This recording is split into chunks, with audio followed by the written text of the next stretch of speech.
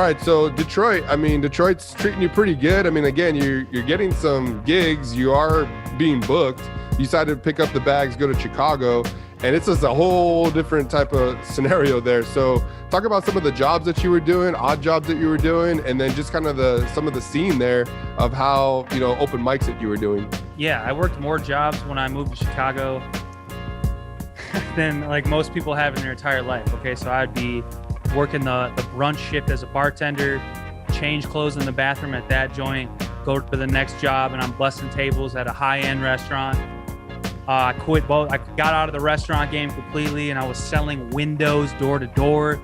Got out of that, working for a mortgage company, and then finally in Chicago. I worked for a logistics company as well. Walked out on that job. Literally just picked up my shit and fucking walked out one day. And then finally found a job kind of in my wheelhouse in Chicago, which is basically an online version of Guitar Center. So I was able to be around other musicians, and some of these guys were like, oh yeah, I do live sound for this band and I'm gone 6 months out of the year. So like, it was very open door policy. Like, hey man, you're here, you're a customer service worker. I'd be on the phones, on the computer, trying to, help customers set up their new DJ equipment or their speakers or their guitars, or sell them equipment. And so finally, it took me, a year and a half to really land a job in my field that I was comfortable with, that I could make some money, pay some bills. And then the rhythm and flow opportunity came. And when I told my boss at that job, he was like, let's go, baby. Like, it's your time. Your desk will be right here when you get back. And so I was able to go, do the rhythm and flow thing and come back to a paycheck. It was nice. So you see an Instagram post by Chance the Rapper, and you decide, hey, I'm going to fill out this application and give it a whirl. I mean, at this point, again, you've pretty much done all the dirty work, right? You've been job to job. You have done shows. You got obviously some songs, I'm sure, at this point. But you fill out that application. What was going through your mind at that point? Like, all right, this is it, right? So many people tagged me in the post that he made and DM'd it to me, and I was like, it was a very vague post by Chance, and he was like, hey, we're doing a reality show. Send your music to this link. And people start sending me the posts, and I was like, hey man, I'm not gonna do some VH1, MTV, American Idol like bullshit, right? Whatever. I go to the website and they're like, oh, this is through Netflix. And I was like, oh, okay, that means I can swear, I can smoke, I can do whatever. There's no boundaries. And I was like, okay, this is intriguing. So I applied for it, and the producers reached back out. We went back and forth for a couple months and ended up getting a spot. Now, I think this is interesting because, like you said, Netflix, okay, like they really haven't done any shows like that. I don't even know if they've even done any other type of shows like that, right? It was their first show ever that they released on a weekly basis. Wow. So that's a big deal in itself. But as again, here we go. We're the white rapper, right? And I was looking at it, and maybe just in my heart, just feeling like, man, even myself. Let's say I'm a Mexican rapper that's going into that. Am I gonna be the butt of the jokes? Like, were you thinking that in your head? Like, I could be just like one of those guys that gets on there and they clown me. Like, even though I got bars. I was just kind of like in my heart of hearts, just being like, hopefully I'm not the only Caucasian dude, right? I was like, man, they gotta have at least one or two more, right? But it was me, and it was my brother Jacob Campbell, who was also on the show, and we were the token white kids out of the bunch, and they tried to use that that more towards against me, because I'm more of your typical white boy. Like, Jacob's been through some shit. He's a little more rough around the edges. But I definitely got the butt of, being like the white rapper kind of thing. Like, ooh, how do you feel about being a white person in hip hop? Even though the Beastie Boys released an album in 1989 and sold millions of records. It's like, dude, I get it. Like, it's TV at the end of the day, and you got to do what you got to do to, make a compelling story. But I never let that shit once rattle me. I mean, I would like watch you like in the background, like when, someone's like, there's a lot of personalities there. So a lot of people are like going at it for whatever reason. But I see you in the background, you're just like headphones on, focused, like you're just like, you're doing your thing.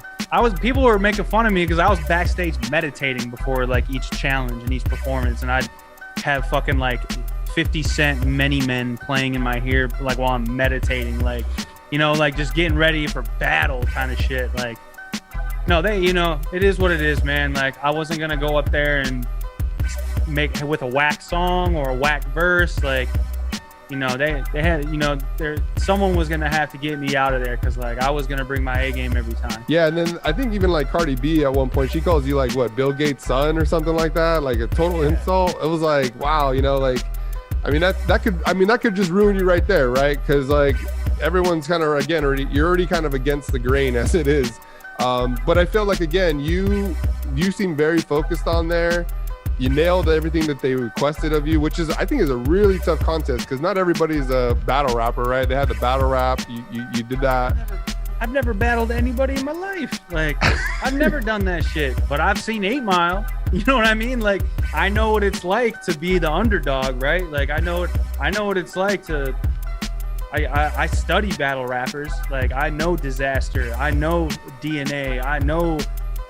Meek Mill, Eminem, they came up in fucking battle rap. Big L, like I study, you know, I wouldn't say I study, like I'm not the biggest battle rap fan ever, but like, no, I know what it takes, and I know like how hard you have to work and how you have to study your opponent, to the point where I was writing battle bars on the plane that could have fit for anybody. Half of my verse that I used for the battle was pre-written on the plane on the way to LA because I knew it was a hip hop competition and I knew they were going to make us battle each other. So I was prepared. So by the time they were like, okay, now it's the battle round, you got to battle this guy, I was like, shit, half my verse is done. You're fucked. Bro, I'm telling you right now, they could have put me up against anybody. Much love to D-Smoke, the winner, Flawless. I don't give a fuck, bro. Like, they could have put me up against anybody, and I think I would have won. Yeah, and I want to talk about that because I feel like, again, like you kind of were like ahead of the curve from a lot of the people that were on there, because whether they're fighting with somebody, whether they're like having a beef, whatever, like, were you kind of seeing around, like behind the scenes, like, were you like, man, I got this. Like, man, this guy's not studying the way I bet. He's not writing his rap on the freaking plane over here, right? I mean, are you seeing that? And talk about that. Totally, 100%. When I got there and I was able to like peek, you know, the crowd out and talk to some people and like hear from a couple of people, like, yeah, I mean, I've only done like 2 shows. Like, this is all brand new to me. I was like, yeah, oh, here we go. Like, I've done 100 of them shits. Like, I performed in a room for 2 people before, like, you don't even know. Like, so yeah, I definitely, once I got there, got my bearings set and like kind of peeked out the rest of the competition, I was like, we're gonna be good, we'll be all right. Was there anybody in this competition that like when they had to do, let's say, like the battle rap, do you see like people like looking around like, fuck, like I need to write something like right now, and just them really struggling? Because how long did they have? I know you already kind of working on it, but how long did they really have to get that battle rap like down? They gave us like a day and a half pretty much. So I think the Cypher challenge was on like a Monday, and then they told us Monday night, you know, after we won our Cypher thing, they're like, cool, there's 16 of you, or there's 8 of you left, you're all getting paired into groups of 2 and you're gonna battle. And everyone was freaking out right then and there, and people were thinking like they were gonna make us do the challenge that night. And I was like, you guys are tripping, like we've been filming for 15 hours, we're going home, y'all better be ready on Wednesday. And I just remember Wednesday, I think it was like Wednesday afternoon, maybe around like 1 or 2 o'clock, I go up to the pool. There's like a rooftop pool at our hotel, and I go up to the pool and I grab a drink from the bar, and I see one of the contestants kind of pacing around, just getting some fresh air. And I grab a drink, and he's like, "Oh, word, you're drinking?" And I was like, "My verse is done." And I spit like 2 bars for him. He was like, "Fuck." Went back to his hotel room. He was like, "Fuck, I'm out." Oh, dude, I was half my verse for the battle was done when I landed, bro. So once I found out who my opponent was, all I had to do was just rearrange a few bars, add a couple things here and there. I was like, it's a wrap. Talk about the you know, behind the scenes. Like, what was the food like? Was the food like good? I mean, you getting like the Hollywood treatment or not really? Or they're just kind of like, really? What? Talk about that. And I mean, at the end of the day, all that money that they spend goes towards the production, the judges, like that money's gone. So they gave us like a little per diem or whatever. We got a little bit of money per day just to like get some food. But when you're on Hollywood Boulevard, how much food does that really get you? Like, unless you're gonna eat McDonald's 3 meals a day, it's like, no, we made it work. Any fun field trips that you guys might have took? No, there was like no downtime really. I mean, it would be like your call time is like you got to be in the lobby at 5:30, 6 a.m. Get on a bus, go to the studio, sit there. Everyone's got to do hair and makeup. Wait for the judges to show up. They got to do hair and makeup. Then we got to film, and then after by the end of it, it's like 9 o'clock, 10 o'clock at night. I'd go to the bar right across the street from the W where we were staying at, Frolic Room on Hollywood Boulevard. I'd just have a couple drinks, go back to my room, and that was it.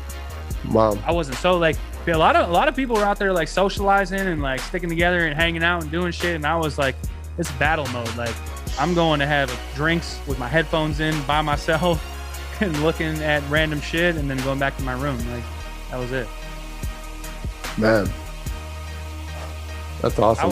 I was treating that shit like the NCAA tournament, like survive in advance. Like, every time we had a challenge and I made it through, I was like, game days in a couple days. Like, get ready, bro. Like, I was not letting my guard down. I was not getting friendly with people until it got down to like 5 or 6 people, and then I was like, okay, like, yeah, it became fun now because we became friends there at the end. That's cool. I mean, like, again, like watching it back, I kind of skimmed through it, but watching it back, just kind of seeing like your game face was on, I really like, that's how you should approach a show like that, because you really don't know what they're going to throw at you, right? It can come at you at all angles. And so I think your focus there. Now, one thing I also liked was that when you they give you like the studio time, I seen in your face, in your eyes, like, all right, now I'm in my element. Now it's really game over, because this is what I do at heart. Like, I am a rapper, but I do create my own stuff. So what was that experience like? Was the producer in the way at this point, or were they like super cool with you kind of giving suggestions? No, and they weren't, bro, because at the end of the day, it's TV. So like, they weren't going to trust me to like walk in there and be like, oh yeah, I think we should do this to the beat, and I think we should have a drop here. I think we should do this, this, and that. I wasn't able to get into my engineer producer bag really, which was nice. Like we were talking about earlier, right? Like, it was just finally, there's a beat in front of me. There's a professional studio. I'm just going to write the words, and I know it's going to come out good. So, no, I mean, I guess I could have been, I'm sure. But I walked into the studio, they just played a couple beats, asked me to choose one. I chose one and wrote a song. That was it. And then the video, like, I thought that the video came across really cool. I mean, I like that you were kind of like at a, sweeping up, and then, it's like kind of like a life thing. I thought that was pretty cool. What was that experience like, just kind of doing the video? Because I know you do a lot of videos now. So was that just like, well, you already had done videos, or? Yeah, I'd done some professional videos before. So, I mean, it was just like it was pretty much like every other shoot. It just kind of seemed like there was more weight on the shoulders because it was like a Netflix thing. But yeah, it was pretty much just like another day. It was just a freezing cold day in Detroit, and we shot all day and tried to muster through it. And it came out okay. It really didn't come out exactly the way I had envisioned it, but it is what it is. I made it through. I won that round. Well, the last question would be for that show there would be, did you get a chance to, hang out with Cardi B? Did you get a chance to hang out with Chance and T.I. and maybe pick their brain and maybe just have a one-on-one with them at all, or no? No, not me. I can't speak for the final contestants. I believe maybe the final 4 got to, actually hang out with them a little bit or whatnot, but besides just, being on set and kind of just, I got to shake T.I.'s hand, say what up a couple times, briefly chop it up. How you doing today? Good. Have a nice day kind of thing. But no, I mean, just have like normal conversations, just kind of like in standing or in passing. But no, they're like big time celebrities, and those production teams are real on point about that. Because like people that come on these reality shows, man, can be real fucking weirdos. So like, they don't want the contestants and the judges to get like buddy, because then that interferes with who gets picked and how you judge someone. And like, So they do a good job of like keeping you separate until it's time to film. And then when it's time to film, it's just like, hey, what up? That's fucking T.I. Like, I used to listen to you while I was in the shower in 8th grade getting ready for basketball. Like, this is crazy. Like, yeah, you know, and it's wild. Like, so, but no, they do a good job of keeping everybody separate just because they don't want things to get weird or interfere or anything like that. You know, what did you learn from this experience? I mean, I think there's a lot to learn, but what did you learn about maybe yourself or maybe your career at that point? I mean, yeah, again, you didn't win the show, but what did you learn about yourself? I learned that I'm built for this. Like, that's really what I learned. It was basically the biggest lesson that I took from it was just like an affirmation that was like, yeah, dude, you can do this.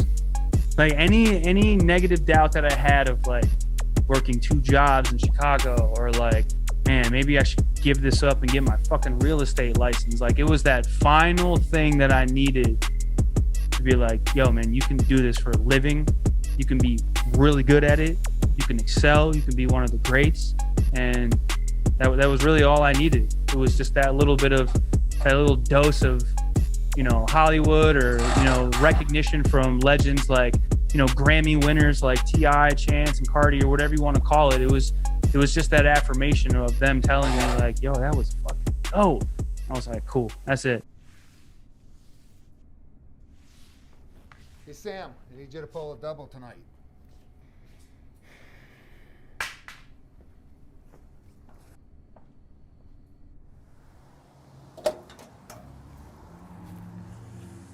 I've been waiting on this my whole life, yeah. I've been working every single night, yeah. I was chosen, now they putting me on flights, yeah. I was destined for the glory and the height, yeah. They just wanna catch me slipping and they hate the fact I'm winning. I just love the fact I'm different, it's alright. And I know that they gon' listen when I'm playing through the system. I'm just sticking to the mission till I die, till I die, till I die, till I die, yeah. Everyone waiting on this, yes, ain't no one bringing it this fresh. This is my moment, I gotta control it. I told you I made this to get checks. Y'all can keep the famous shit, I know just what my angle is. I got years of pain on this, they always try to label him. Yeah, after year I've been waiting my turn. Stories to tell, I got lessons to learn. Best of the best, let me flex on the first, and it's been said I'm destined for the work. You know I was born to be extra special, yes indeed. Hailing from the 313 where it's below 0 degrees. Get the cash for the back in the bag though. High school they was there when they laugh, yo. But they never really been in my shoes and there ain't no telling what the younger might do. Back to win, action packed with ratchet women backing in. Laughing while I'm stacking, while you lacking. I've been waiting on this my whole life, yeah. I've been working every single night, yeah. I was chosen, now they putting me on flights, yeah. I was destined for the glory and the height, yeah. They just wanna catch me slipping and they hate the fact I'm winning. I just love the fact I'm different, it's alright. And I know that they gon' listen when I'm playing through the system. I'm just sticking to the mission till I die, till I die, till I die, till I die, yeah. You thought that I was done, too bad I've just begun. Won't stop until I've won, my best is yet to come. You rappers shouldn't tempt me, the gas is never empty. I'm about to go from riding buses to Beamers and Bentleys. They cannot manage me, no, younger name Sammy, I'm back in my zone. They cannot stand to see, bro, now that I'm living my fantasy, yo. They cannot manage me, no, the younger name Sammy, I'm back in my zone. They cannot stand to see, bro, now that I'm living my fantasy, yo. My whole life, yeah. I've been working every single night, yeah. I was chosen, now they putting me on flights, yeah. I was destined for the glory and the height, yeah. They just wanna catch me slipping and they hate the fact I'm winning. I just love the fact I'm different, it's alright. And I know that they gon' listen when I'm playing through the system. I'm just sticking to the mission till I die. Till I die, yeah.